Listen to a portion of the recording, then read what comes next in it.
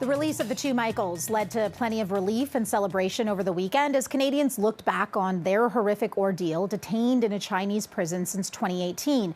Now advocates say those same efforts should be spent on the other Canadians still in Chinese jail cells. So to discuss, we welcome back to CP24 tonight Fareed Khan, founder of Canadians United Against Hate. We appreciate your time tonight.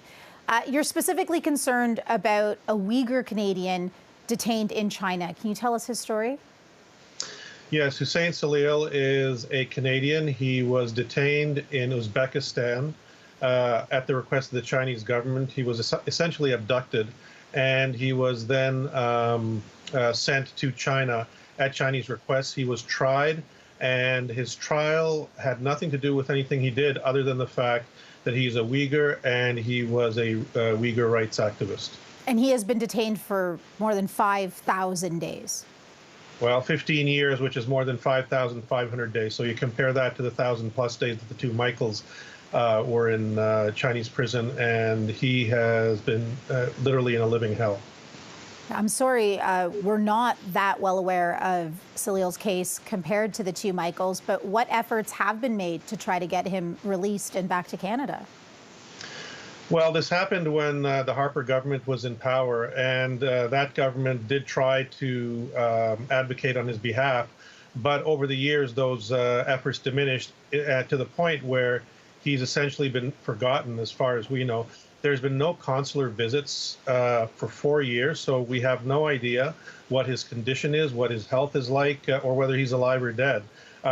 His family, his wife and 4 kids live in Burlington, and I can only imagine how they must be feeling as they watch all the coverage about the two Michaels, and they think about the fact that their father and her husband are still in a Chinese jail, and we have no idea from the Canadian government what efforts are being made to try and gain his freedom.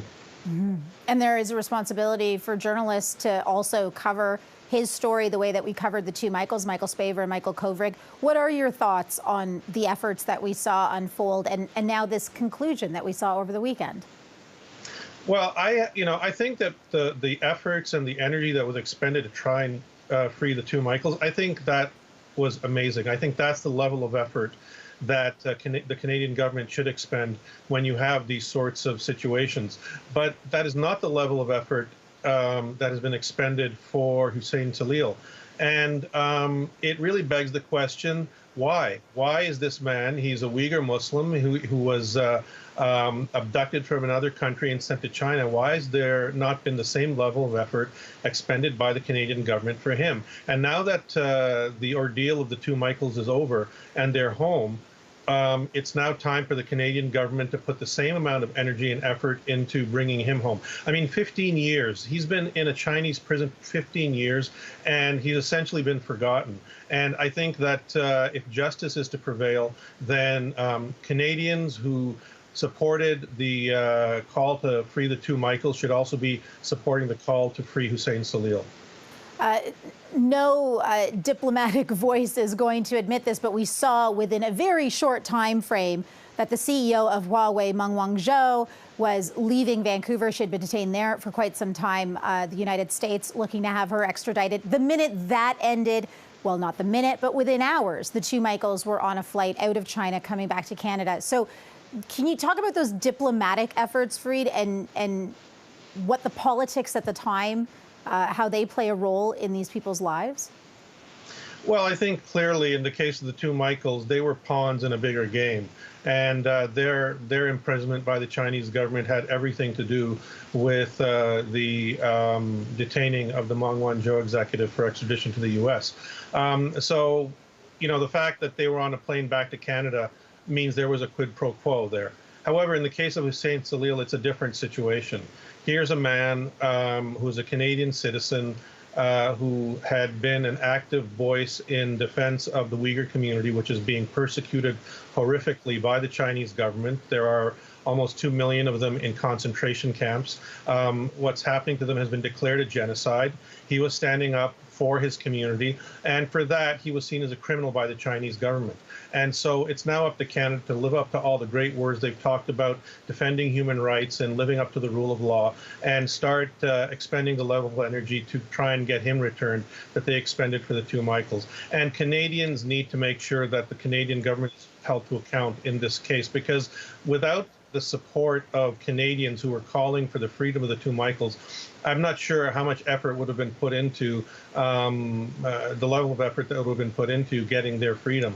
So we need to see equality of effort when it comes to these sorts of cases when Canadians are detained unlawfully by governments overseas, and particularly in the case of China, which is a pretty brutal regime. The former Trudeau government wouldn't acknowledge the plight of the Uyghurs in China as a genocide. Justin Trudeau is going back as prime minister. He's been reelected with his Liberal government as a minority. What is your message to the federal government, but also to everyone here? As you say, Huseyin Celil's family is here in Burlington, Ontario. Well, first of all, I think that getting the sort of coverage and media attention that the two Michaels did is definitely going to help Huseyin Celil's case. And to the Prime Minister and to all the party leaders, I think that they need to start talking about this at the same level that they were talking about the two Michaels in Parliament and when they are making political statements in relation to China. I realize that there's a number of other detainees also being held in China, but as I understand it, in those cases, they are people who had committed crimes under Chinese law, and the Canadian government is trying to make sure that their penalties aren't already as severe or more severe than they are. But in the case of Huseyin Celil, he was standing up for human rights. He was doing something that Canadians take for granted, which is speaking out in defense of the persecuted. And it's up to the Canadian government and up to Prime Minister Trudeau to make sure that he gets the same level of attention by the Canadian government that was given to the two Michaels, the same level of effort, the same level of energy. And I call upon the media, all media, to also take up this case, because we need to have the attention focused on what's going on in China that's targeting Canadians, and particularly in the case of Huseyin Celil, 15 years. He's been there for 15 years languishing in a Chinese prison, and for the last 4 years, no one knows what's been going on with him. So I think that pretty much lays out the case of why we need to up our game when it comes to defending human rights of persecuted individuals overseas. Well, I appreciate making time for CP24 tonight to make that point. Fareed Khan, thank you so much.